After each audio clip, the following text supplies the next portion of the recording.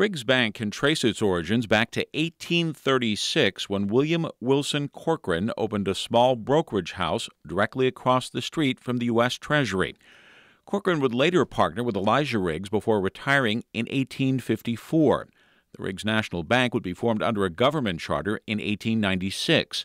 22 U.S. presidents and their families would hold accounts with Riggs Bank. We've already helped put a roof on your house and proudly lent a hand in the restoration of your father's home. We've helped you acquire land on which to build or just enjoy.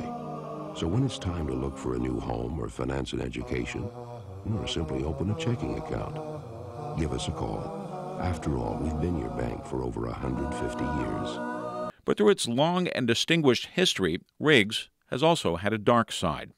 Roughly a century later, Riggs would be linked to Saudi accounts held by associates of two of the September 11th hijackers. The bank would also become the focus of Senate subcommittee hearings dealing with money laundering charges.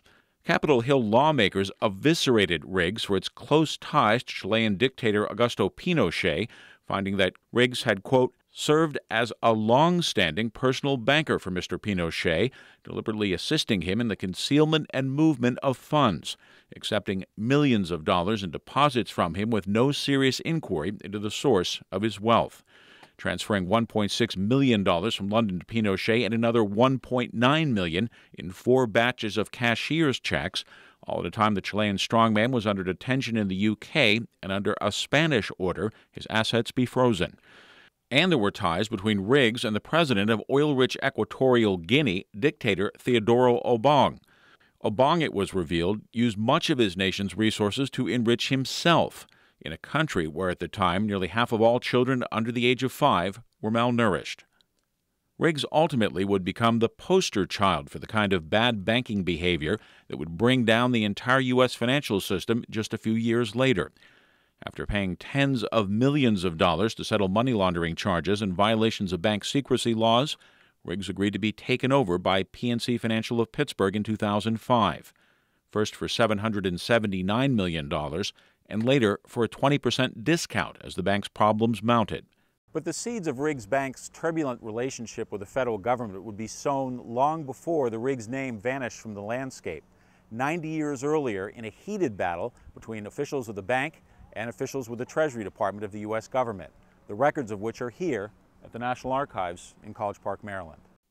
The year was 1915. Riggs executives had found themselves involved in a much-publicized battle with the comptroller of the currency, John Skelton Williams, that would capture the popular imagination. As the 13th comptroller of the currency, Williams clashed with Riggs even before he was appointed to the position. One reason for the bad blood was that Riggs Vice President Milton Ailes testified against Williams at his 1914 Senate confirmation hearing.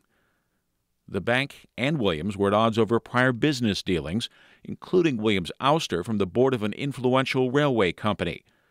Ailes was among those appointed to the board after Williams' departure.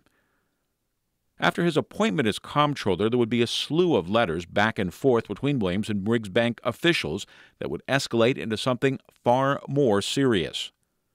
Williams, via his office, also requested information on loans made to bank officers and whether the bank had been involved in stock sales, a practice not allowed at the time when the walls between banks and brokerage firms were still relatively high.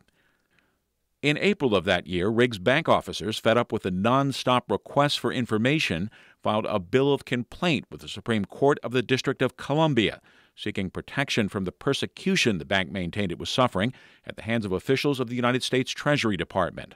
The government would also file a criminal complaint against the bank and its officers, and in the end there would be civil and criminal proceedings involving both sides.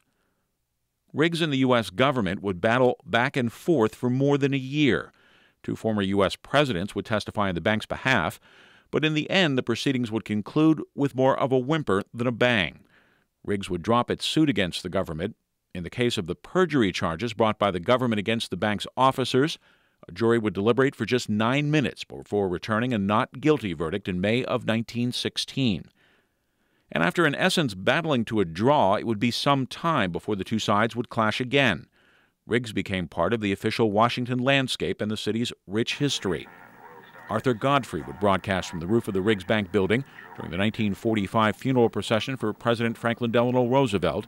This excerpt is at the National Archives in College Park. From my position here on top of the roof of the Riggs Bank building at the corner of 15th and Pennsylvania Avenue, Northwest, I've just held the microphone out over the roof so that you could hear the music the Marine Band was playing as it rounded this corner, coming north on 15th Street and turning left-west into Pennsylvania Avenue.